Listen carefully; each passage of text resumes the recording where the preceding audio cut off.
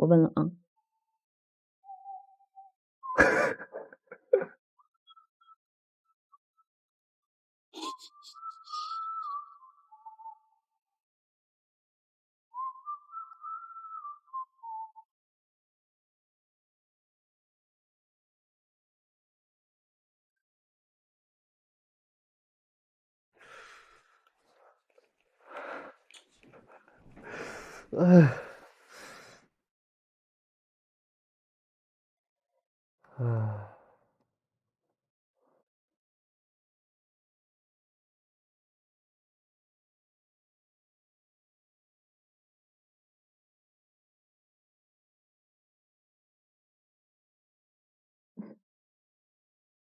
我第一反应觉得是夏夏，我都做好第一个问题说：“你觉得志成是怎么样一个人？”我都想好了，结果上来一说：“你觉得哪天约会最开心？”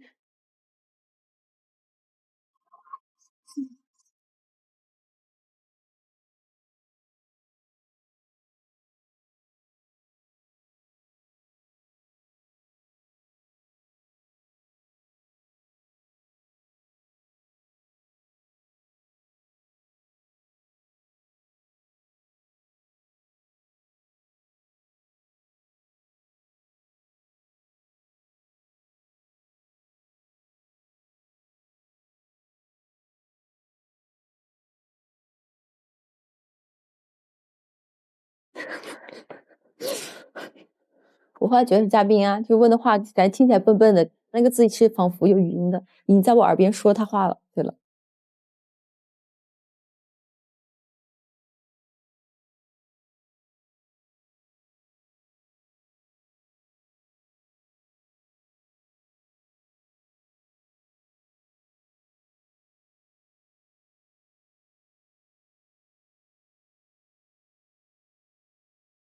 Can you tell me where to go?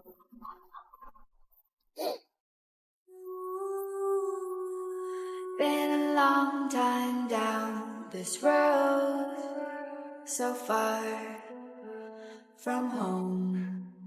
Haven't seen a face I know.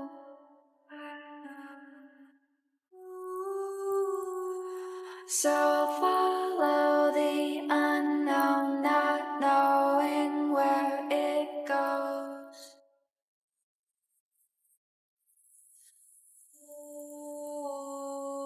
Correct me.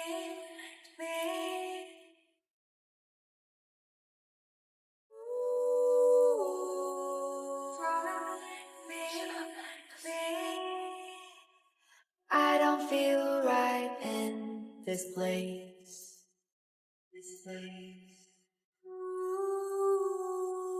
All you see is a smile upon my face. Yes, I wear these pretty clothes.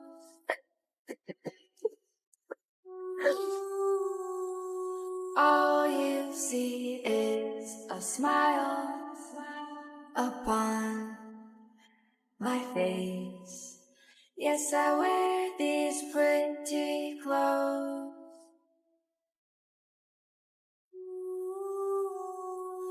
So they cover up the things that you will never know.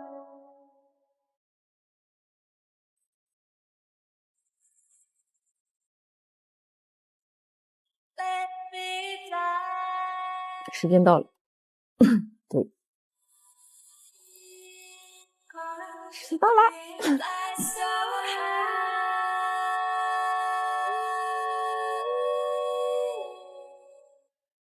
哎呀，这个其实问题都比较简单，我觉得我可能是属于那种带着答案去问问题的人吧，我可能是这种人，就大部分可能都心里有一个预设了，我觉得。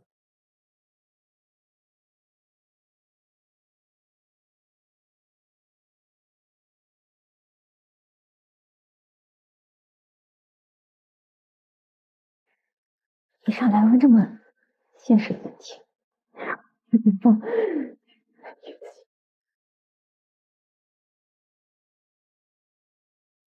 我觉得他第一句上来我就知道他是嘉宾的姐姐，问的确实是一些很现实的问题，很成熟的问题，是他姐姐。我想作为嘉宾的姐姐的身份，去向他最近接触比较多的女生来提问，替弟弟再了解一些作为姐姐想知道的答案吧。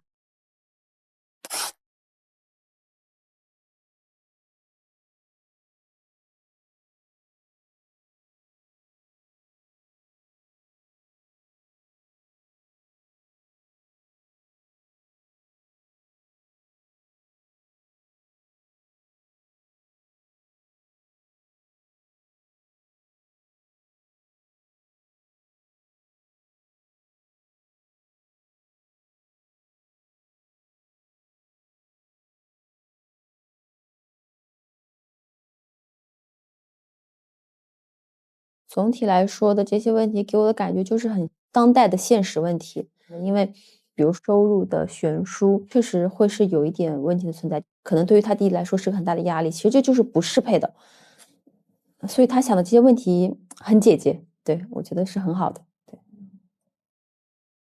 如果说我是作为小屋的一员，然后和小白是朋友，我觉得他说的是完全没有任何问题的，我是表示理解的。但是作为嘉宾的姐姐的话，他给我的答案，我只会觉得，那这两个人之间其实还是有很多的差距和一些不可抗力的一些因素，他俩可能出了小屋之后，也并不太适合很快的发展成为恋人关系。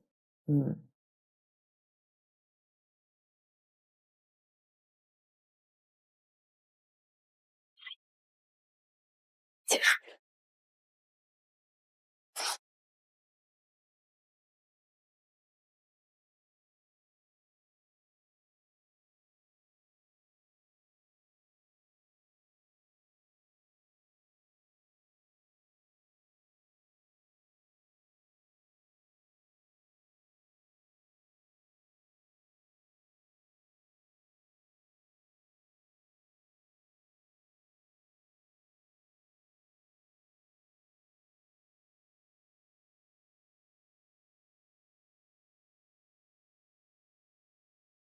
距离，其实我觉得距离不是问题，而且我其实挺想谈异地恋的，因为我喜欢就是说在我空闲的时候呀，我可以去他的城市玩，他空闲来我城市玩，我觉得挺好的。因为并不是说异地恋就一定谈不成，因为你可能在同一个城市你也会拜拜，对吧？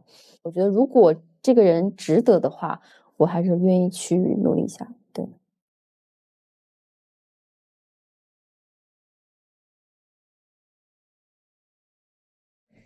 应聘提问，哎呀。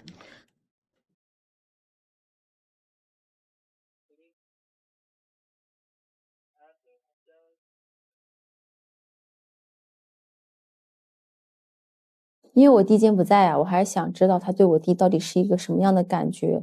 其实他对我弟的心意我能感觉到，他是在意的，所以我就还是想多帮我弟打探一点，多细问一点，对。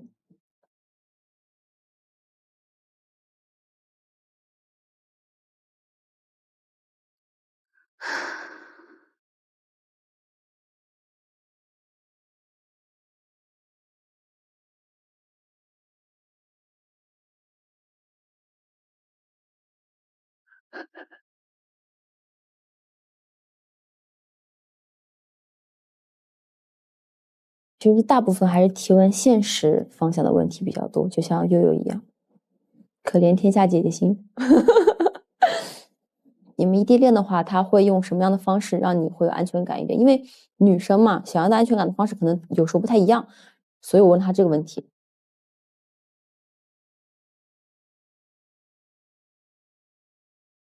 然后下来说他是觉得尽量可以多见面，不过他离得很近了，其实北京和天津，然后觉得不用时时刻刻报备，因为他俩都很忙嘛，跳舞的时候是看不了手机的。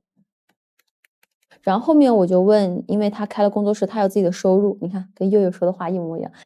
然后我就问他，他理想状态下的这个收入是什么样的嘛？他说他理想状态下的这个收入肯定是势均力敌的，我弟肯定能势均力敌，但是只是时间的问题，对吧？然后我还问了一个问题，就是说，因为舞蹈学院嘛，女生肯定是多的，你会不会吃醋？然后他说的也很客观，他说得看志成这个人的边界感，因为他现在了解不多。如果志成能给他满满的安全感，并且他自己是个很有边界感的人，给他，他是不会吃醋的。我当时在猜是小白还是志成，但是我觉得通过后面他跟我说话的语气，还有他问的一些问题，我觉得应该是小白，因为小白可能会站在更成熟一点的角度，或者是更长远的角度去问我一些比较值得深思的问题。对于夏的回答，其实满意都很客观，还是很明事理的。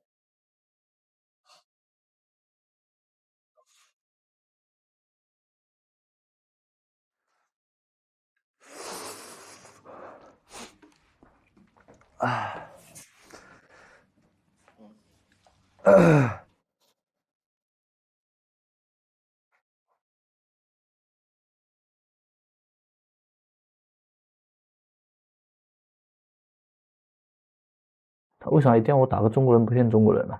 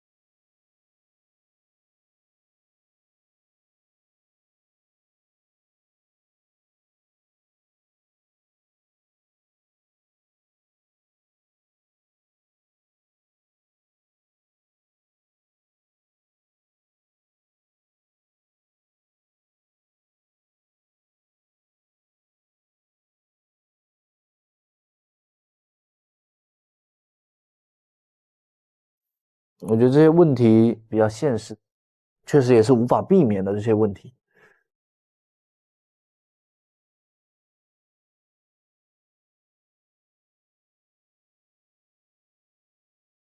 作为我姐的这个弟弟，我一定要为我的姐的这个未来之路，包括找姐夫的这个，我一定要慎重再慎重。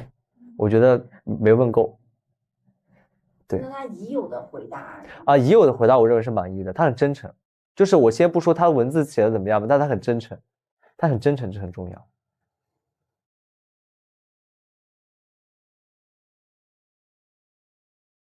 其实我是比较想了解到，他和温温是大概在什么时候互相确定彼此的心意，我也好反思一下自己哪些地方没有做到最好。所以我当时想提问的是凯凯。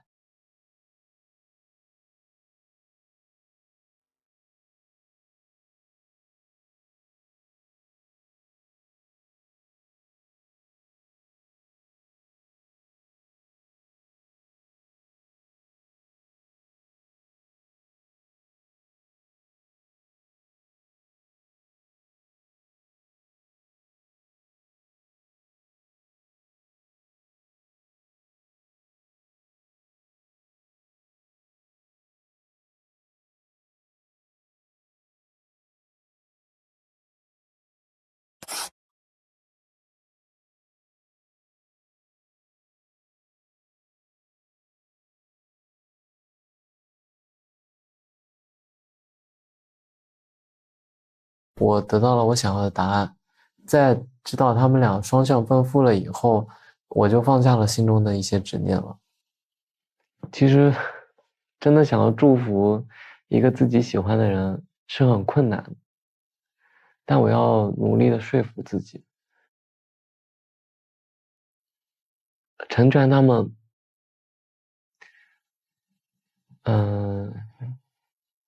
内心真的很煎熬，很难受。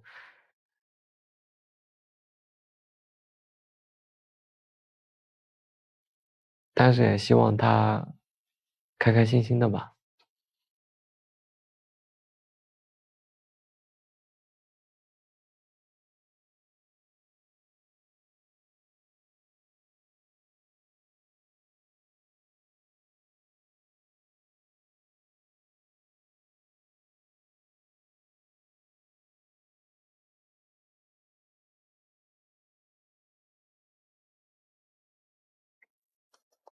就是我打完这个问题的没过几秒钟他就回答了，就是感觉是毫不犹豫的那种。我觉得他可能会说70、80或者98，但我没想到是100。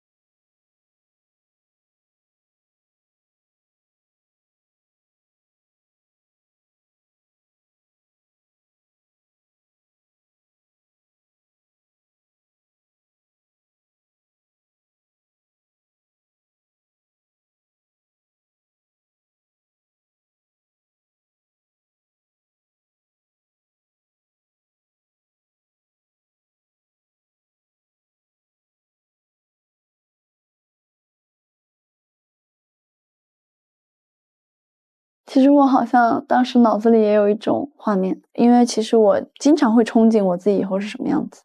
2人3餐4季1屋，可能还会有1猫或者1狗。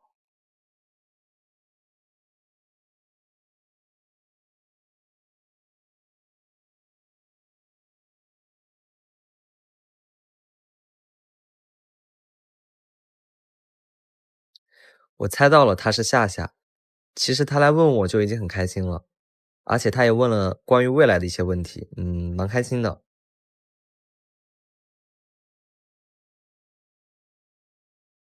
我觉得他整体的回答都还不错，蛮真诚的，有些东西我能跟他想到一块儿去，很有共鸣。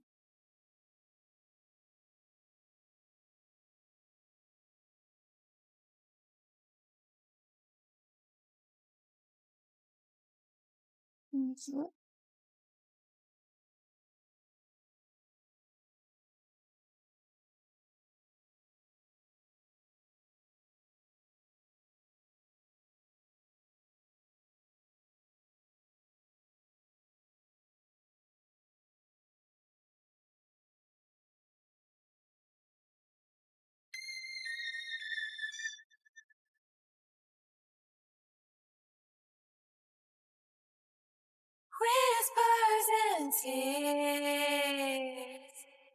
How are the love? How are the lies? Showdowns and fear. How are the love? How are the lies? Worries and night. How are the love? How are the lies? Anger inside. How are the love? How are the lies?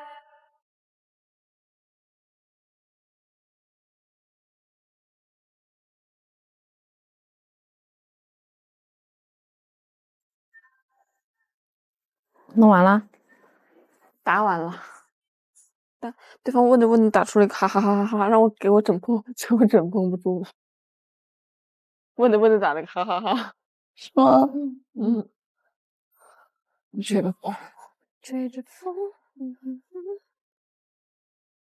你觉得是谁在问你？你觉得是凯凯？今晚有向温温匿名提问吗？没有。匿名提问为什么会选择要问温温？因为我觉得，我是真的感受到了凯凯的，就是对温温的这种心意吧，就是我还挺想帮他一把的，就是我想确定一下温温的心意。我说你怎么看待就是你跟雨森还有凯凯之间的感情的？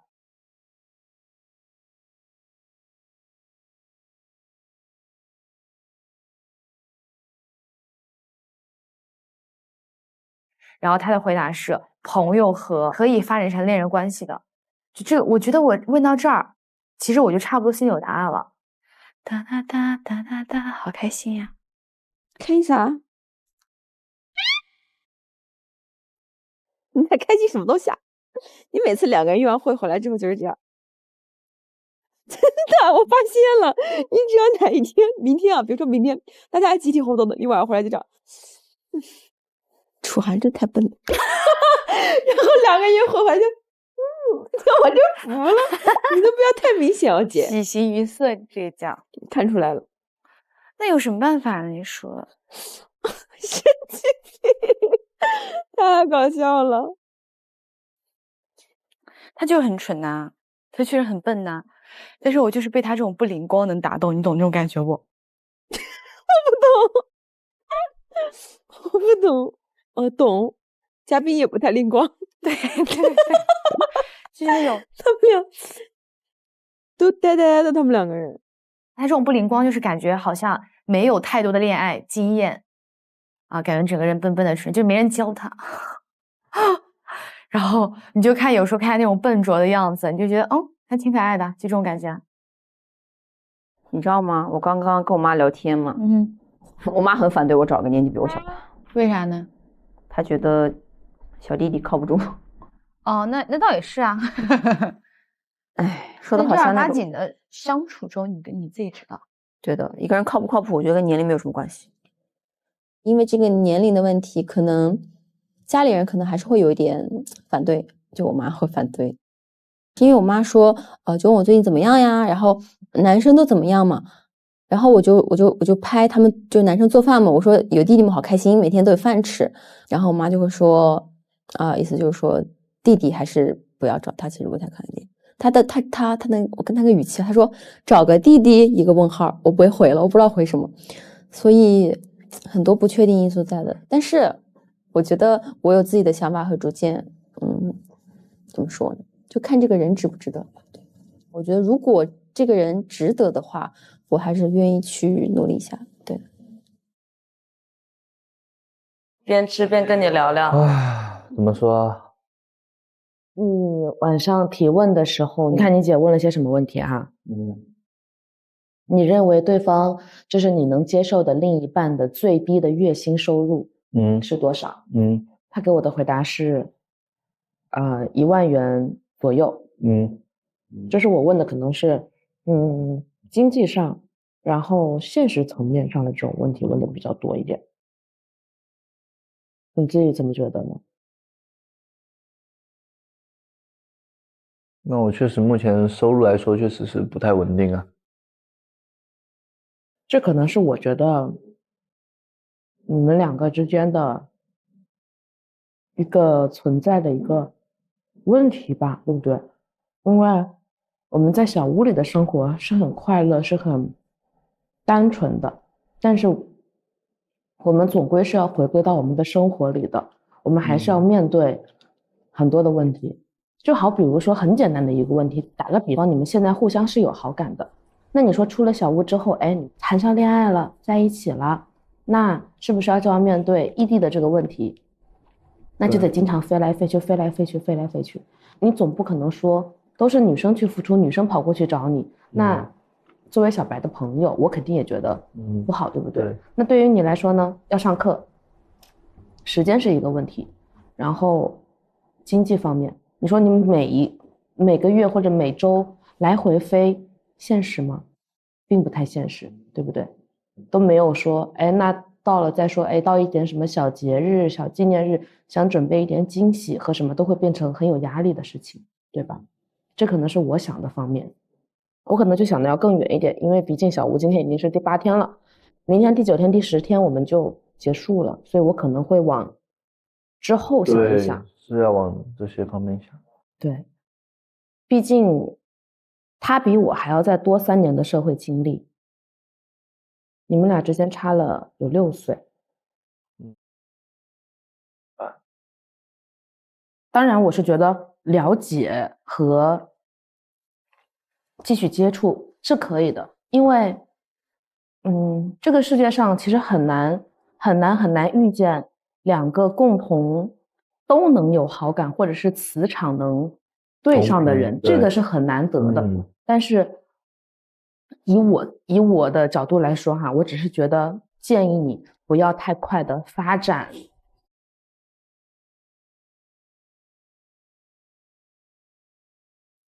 确实是会上头，然后也有点冲动，但是我的理性会帮我拉回来，因为我确实有考虑这些问题啊，那就会想得很烦啊。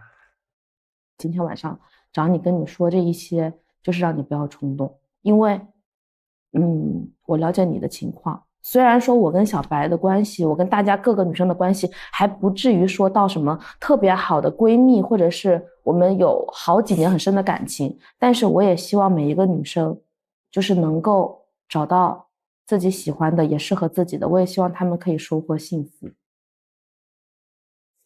这些你说这些话我肯定就都懂了，但就是慢慢了解，因为小白给我的没有，我其实会有种就是我有想到这些问题，但又有一种不想面对的感觉，想逃避。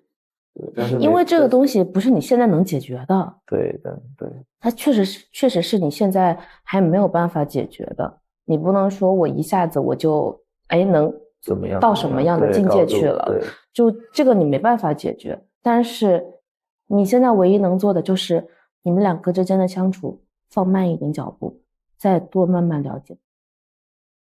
因为他给我的回答也是他并不着急这一些。但我其实觉得这其实无形中也会给你动力吗？对会吗？会的，其实是给我一些正向。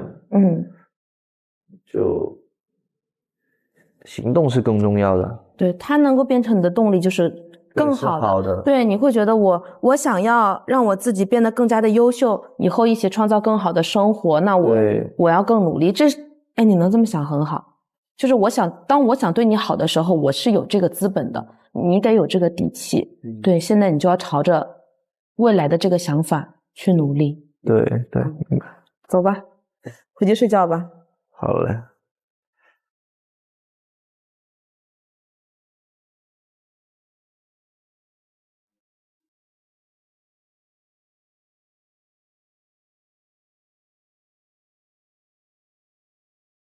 噔噔噔噔噔。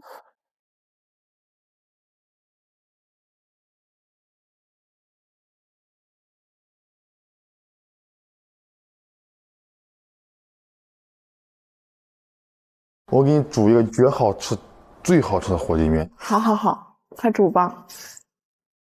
其实我也饿了。你也饿了？我不想吃东西。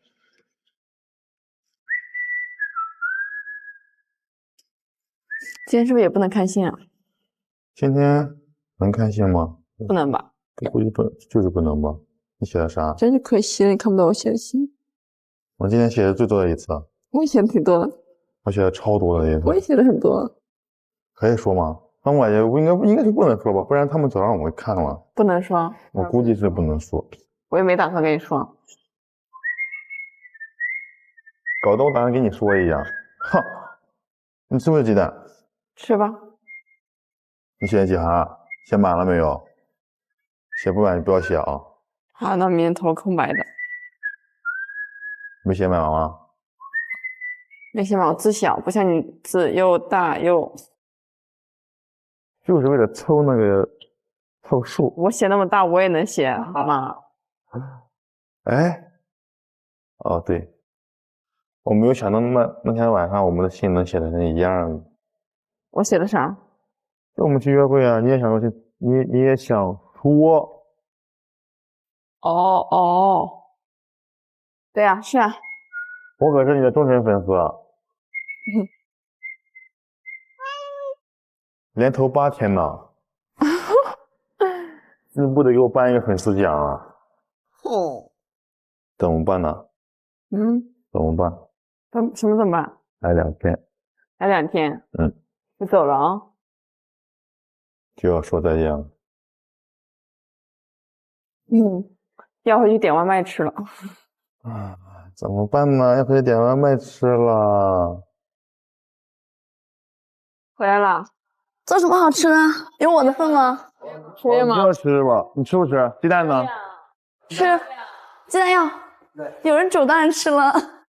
我跟你说，我刚你打你们有多少？我打的很慢的，巨夸张！我一直在赶时间，我一直在看时间。还有什么能吃的吗？在看时间。妹夫，早了吧，太早了吧，你别这样我有点不敢接受啊。乱说的。我有点不敢接受了，你这样。有没有人问你问题啊？都问啥了？这能说吗？能说呀。能说呀。我没好呢，肯定不能说呀，要保密的。我可以跟你聊。你现在就可以跟我聊。这不打在吗？哎，没事。聊吧你们。跑了堵上。聊吧你们，没事。跑了堵上。哎，我刚问了哪几个问题啊？巨多。首先，第一，不，第二，不，说明他很认真的在回答。第三，不，但是有一句话还是那个了。哪个呀？堵上的耳朵。你给他捂上。我听不见。就是我问他，哎呀，我走到这手，然后走到这手，我最后悔的遗憾的事情，你知道他说什么吗？是吗？我那天没有找你说清楚，这个还是有点，当时有点那个，你知道吗？我问他好感度500分，打分多少？投票是多少？100。你怎么知道？而且我问了，就是他那个最长的问题回答10几行，20行，快20行了。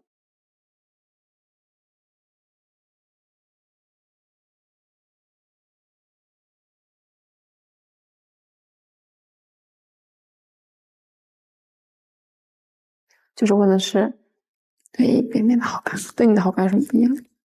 他说对他不是，对他是，不是好感，对他都不算是好感。说什么聊完之后，他们觉得，我觉得可能第一天被他那个，自信的那个气场吸引了。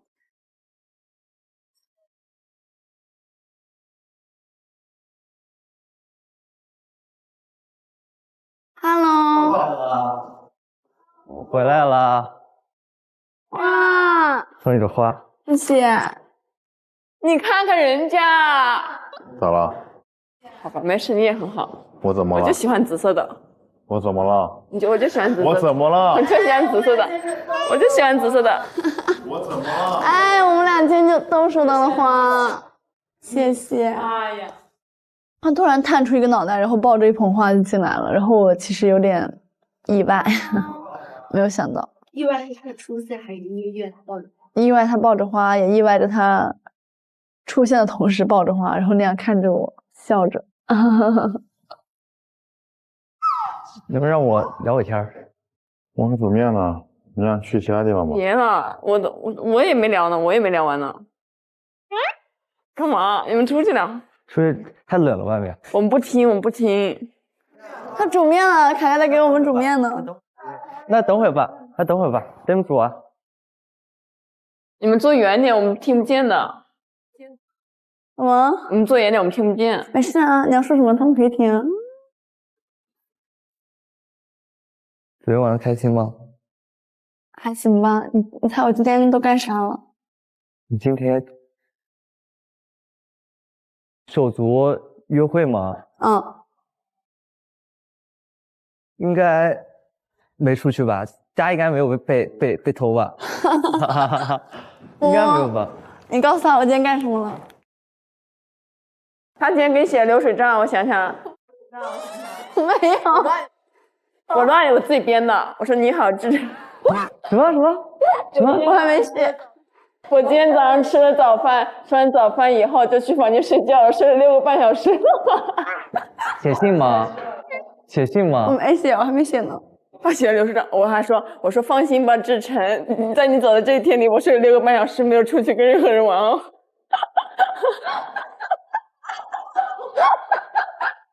明明，我自己写的，这是我写的。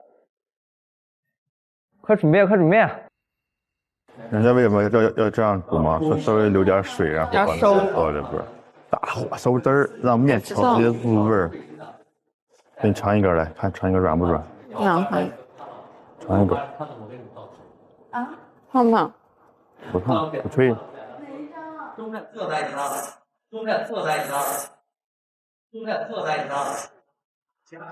了。软了是吧？我今天我5:50下课，我7点钟的高铁，我直接把香烟举头上，呜就冲出去了，然后就下了地铁，然后一路跑，然后才就刚好是在发车前的10分钟上的高铁。然后我在想，我说今天这车要赶不上，我就准备打个滴滴专车来南京，真的。我知道。我给我们班人看了我跟你的照片。啊？哪一张？就我们俩坐的那一张，他们就说你有没有那个？哎呀，你们在这都不好说。我不看，我错了，我不应该看的。他们就说你有没有那个然后哪个？他们说你有没有心动女嘉宾？然后我说有啊，然后我就给他们看了，所有人都看了。然后我准备想让大家一块录个视频，然后准备想带给你，但是下课真的来不及了，老师拖堂了。也是没想到，因为确实就像他给我写的信里面，见我都是用跑的，好像每一次他有需要他去争取什么的时候，他一定是跑着去的。这一点其实也挺感动的，他永远都是直接冲，甚至有一些还差点摔跤了。我就觉得他真的是一个很真诚的人，我能感觉得到的那种。这个花了，我戴了很久，哎。今天下雨了是不是？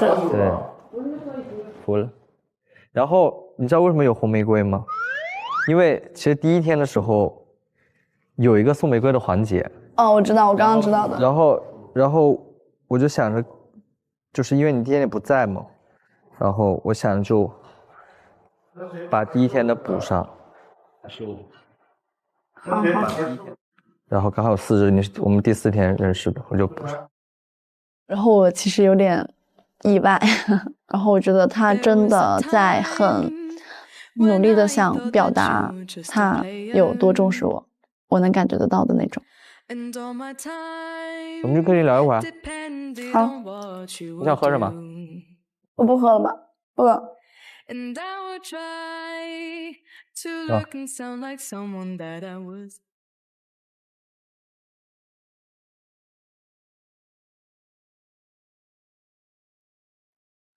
还有呢？你们昨天还去干嘛？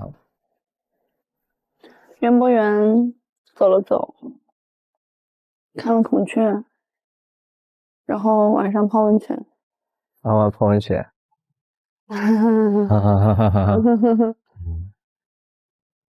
泡温泉开心吗？开心啊。可惜没泡成儿。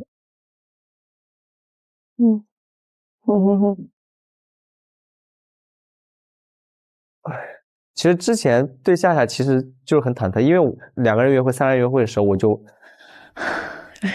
有点逃避，有点不知道怎么，然后我自己也很乱，然后我就觉得我今天如果跟你约会的话，我不知道怎么跟你那个什么相处，不知道怎么跟你相处。可能因为很忐忑，也包括离开了小屋2天，就更忐忑了。我不知道我面临的是什么，包括他晚上还玩了游戏，接触了其他男嘉宾，我就更超级忐忑了。今天就睡了1天。对。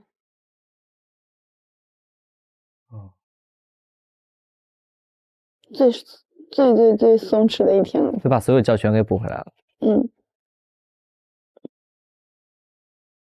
你能猜到是谁问你的什么问题吗？能猜到啊。2个人上来第一句对夏夏，是不是你问我的，说你最理想的生活状态是什么？但是我没想到你能把每个阶段的场景都说出来。因为我那时候有画面，我每天也在想这个画面。那你那个画面中，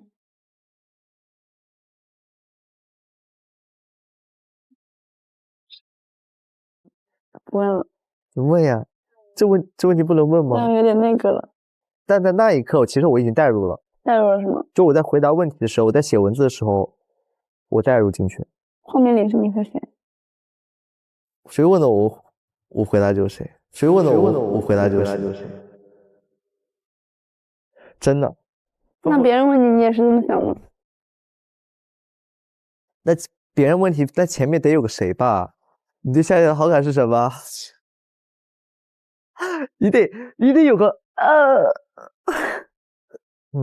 其实时间太短了，就是我还没有写70岁在病床上干嘛呢，我还没写60岁在街上干嘛呢，我还说要跳广场舞的，我都没有说要跳哪支舞，就是在那个你想想，跳广场舞的话，你等你老了跳广场舞，你应该能跳得很好吧？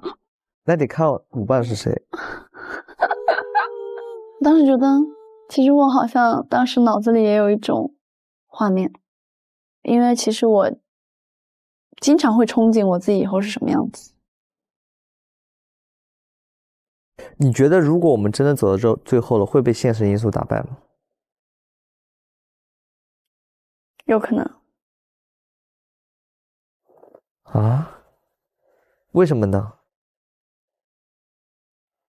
说不好。因为大家的适应性都很强。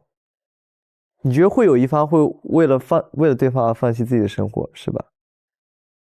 然后大家两个都是不愿意放弃自己理想的人，对，就会因为这种事产生矛盾。对，除非是说一个人去，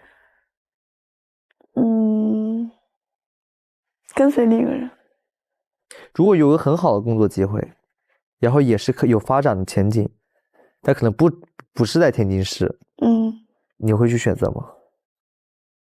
我可能还是不会。因为我自己已经不是说我现在做了多大成绩吧，就是我自己起码靠我自己能有一些小小的成绩，我就不想放弃，而且我觉得我可能不会离开天津。天津有什么大学？天津有什么大学？问一下，八卦一下。就是挺开心的啊，因为我没想到他下一句说的就是问，那天津有什么大学？对。来小屋之前，大家就问我，志成，你有没有特别喜欢的类型的女生？我一直回答不出来，真的一直回答不出来。我最后只有给一个词，我说她在她自己的领域闪闪发光。那所以你之前就是有谈过恋爱的女生都是什么类型呢？她在她的领域是，就是怎么说呢？也是比较优秀的人，意思是？对。你呢？那你之前谈过男朋友中呢？他们都有什么类型？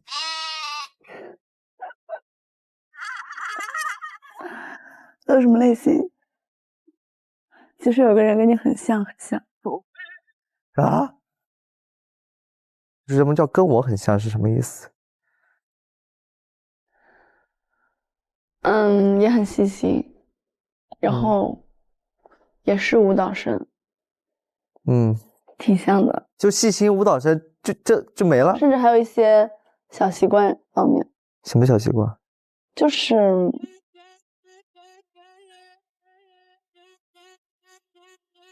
给我的感觉。对。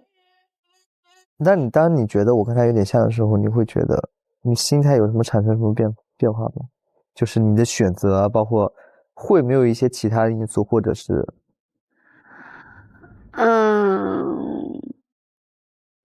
就是在我之前跟他分手之后，我就跟自己说过，就是我以后都不要再谈这种男生了。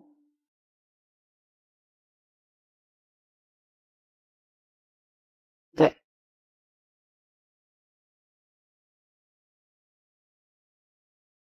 但是那是爱呀，咱们就是说今天这个天聊的被我聊死了。没有啊，我觉得很真实啊，很真诚。但是真的都是说的我真心话。对。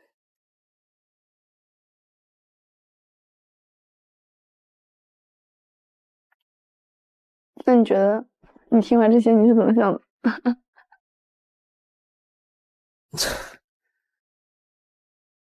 咱败家是跟别人像上了。能理解。我缓一缓啊。但是我那一刻脑子是会晕的，内心很煎熬，无力感。无力感。嗯，那所以说你是想过和我谈恋爱的？就从你刚才这句话来说，是吗？你不要套话。不是我顺着话去聊嘛。拒绝回答。就是这个是你非常坚定的意思，因为你是一个很坚定的人嘛。但是这个事情也不一定有那么坚定。哦，那就还有机会。客观上来看的话，是比较坚定，但是咱也不知道。哈哈，哈哈。从客观上来说，就是理性的告诉我自己的话，这是很坚定的。是吗？但是没有人会完全的理性吧，他也会有感性的时候啊，他也会有感性的时候。哦，嘿嘿嘿嘿。